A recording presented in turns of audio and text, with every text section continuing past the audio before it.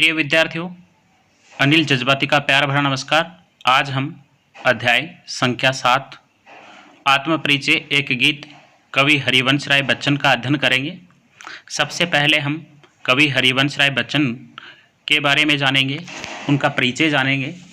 देखिएगा, कवि हरिवंश राय बच्चन का जन्म सन 1907, इनका जन्म हुआ था 27 नवंबर 1907 को हुआ, इलाहाबाद में हुआ था।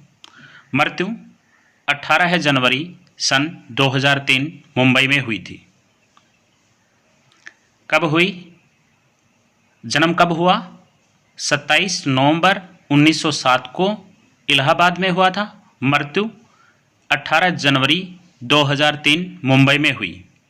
हालावाद के प्रवर्तक हरिवंश राय बच्चन उत्तर छायावाद काल के प्रमुख कवि रहे हैं। देखिएगा, हालावाद क्या होता है? हालावाद का अर्थ होता है प्रेम रूपी शराब। हाला का अर्थ होता है मदिरा।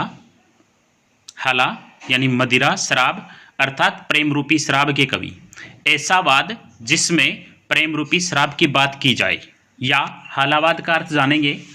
हालावाद अपने मूल स्थान फारस में एक प्रकार का सूफी दर्शन जिसका रूमी, उमर खयाम, हाफिज, राबिया आदि शायरों ने रचनात्मक इस्तेमाल कर एक खास तरह की रचना धर्मिता का परिचय दिया। हिंदी साहित्य में इसके प्रवर्तक हरिवंश राय बच्चन माने जाते हैं। हालावाद यानी प्रेम रूपी शराब का सेवन करते हुए या प्रेम रूपी शराब के रूप में बात करते हुए वे अपनी काव्य यात्रा के प्रारंभिक दौर में मध्ययुगीन फारसी कवि उमर खयाम के जीवन दर्शन से बहुत प्रभावित रहे हैं। देखिएगा, यहाँ पर एक पहले और आया था उत्तर छायावाद काल, यानी 1918 से 1936 का जो समय था उसके बाद के कवि माने जाते हैं और इन्हें छायावाद का कवि भी माना जाता है। वैसे कहीं कहीं रचनाओं में लिखा हुआ होता है कि हरिवंश राय बच्चन था, उनका संपर्क भी छायावादी कविता से था। उसके बाद में देखिएगा, इनकी रचनाओं के ऊपर फारसी के कवि उमर खयाम का प्रभाव था। मैंने अभी बताया कि हालावाद के जो कवि माने जाते हैं वो माने जाते हैं उमर खयाम, हाफिज, राफिया आदि जो सूफी दर्शन से प्रभावित कवि थे या शायर माने जाते हैं। तो उन्हीं के आधार के अनुसार या उन्हीं के अनुसार हम कह सकते हैं कि हरिवंश राय बच्चन था, उनके ऊपर फारसी के कवि जो उमर खयाम था उनका प्रभाव था। उमर खयाम की रुबाइयों से प्रेरित उनकी प्रसिद्ध कृति रचना मधुशाला को कवि मंच पर जबरदस्त लोकप्रियता मिली। देखिए, रुबाइया क्या होती हैं? रुबाइया एक छंद होता है, उर्दू की नज़म या शायरी की एक विधा है। उर्दू की नज़म या शायरी की एक विधा कहलाती है रुबाइया। इसमें 4 मिसरे होते हैं। कितने होते हैं? 4 मिसरे होते हैं। एक छंद होता है, 3 पंक्तियां होती हैं तथा चौथी पंक्ति उनसे भिन्न होती है। यानी 4 पंक्तियां होती हैं, लेकिन एक रुबाइया एक छंद होता है जिसमें 3 पंक्तियां होती हैं, वो लगभग बराबर होती हैं, लेकिन चौथी पंक्ति होती है वो उनसे भिन्न होती है, अलग होती है। इनके पिता का नाम प्रताप नारायण श्रीवास्तव व माता का नाम सरस्वती देवी था। इन्होंने 2 शादियां की थी। पहली पत्नी का नाम था श्यामा बच्चन व दूसरी पत्नी का नाम था तेजी बच्चन। इनके 2 पुत्र हैं, अमिताभ बच्चन व अभिजात बच्चन। आगे देखिए, कवि की विलक्षण प्रतिभा इश्क, मोहब्बत, पीड़ा जैसी रूमानियत से भरी हुई थी। यानी कवि की जो प्रतिभा है वो इश्क से, मोहब्बत से, पीड़ा, कष्ट पीड़ाओं से भरी हुई थी। वे परस्पर झगड़े के बजाय प्यार को महत्व देते थे। यानी वे कभी भी लड़ाई झगड़ा नहीं करते थे, लेकिन प्यार को सर्वाधिक महत्व देते थे। यानी विशेष किसे महत्व देते थे? प्यार को देते थे। उनकी प्रमुख रचनाएं मधुशाला, मधुबाला, मधुकलश, निशा निमंत्रण, एकांत संगीत, आकुल अंतर, मिलन यामिनी, सतरंगिनी, आरती और अंगारे, नए पुराने झरोके तथा टूटी फूटी कड़ियाँ हैं। देखिएगा, मधुशाला की रचना कब की गई थी? 1935 में।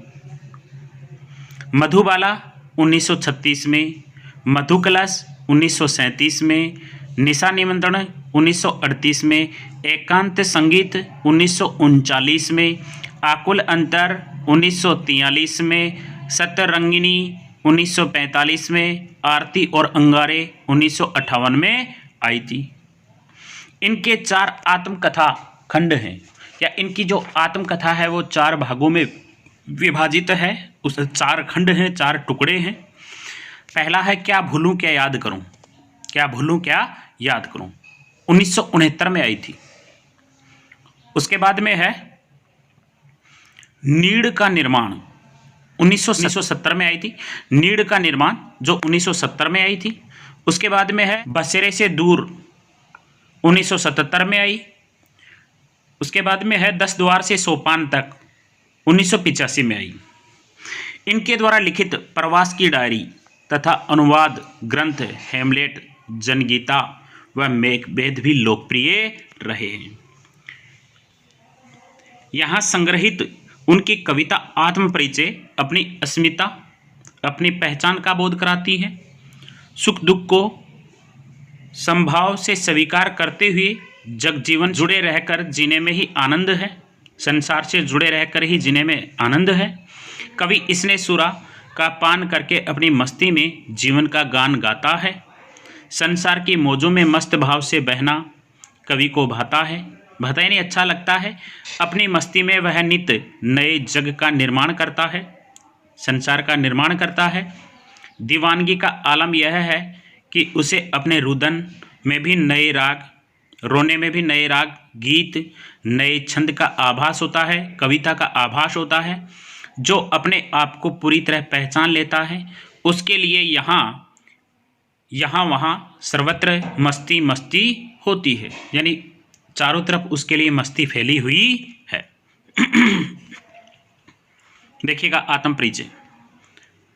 मैं जग जीवन का भार लिए फिरता हूँ, मैं जग जीवन का भार लिए फिरता हूँ, फिर भी जीवन में प्यार लिए फिरता हूँ।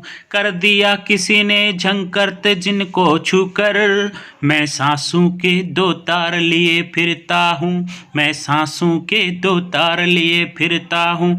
मैं जग जीवन का भार लिए फिरता हूँ, फिर भी जीवन में प्यार लिए फिरता हूँ। कर दिया किसी ने झंकरत जिनको छूकर, मैं सांसों के 2 तार लिए फिरता हूँ। देखिएगा जगजीवन का अर्थ होता है सांसारिक उत्तरदायित्व, कर्तव्य, भार होता है वजन, फिरता है नहीं घूमता हूँ।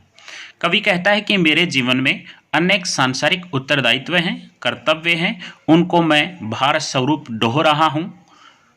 मेरे सांसारिक उत्तरदायित्व हैं, उनका मैं कर्तव्यपूर्ण निर्वाह कर रहा हूँ। मैं जगजीवन का भार लिए फिरता हूँ। कवि हरिवंश राय बच्चन कहते हैं कि मेरे जीवन में अनेक सांसारिक कर्तव्य हैं, सांसारिक उत्तरदायित्व हैं। उन सांसारिक कर्तव्यों को, सांसारिक उत्तरदायित्वों को मैं भली प्रकार से, अच्छी प्रकार से निभा रहा हूँ।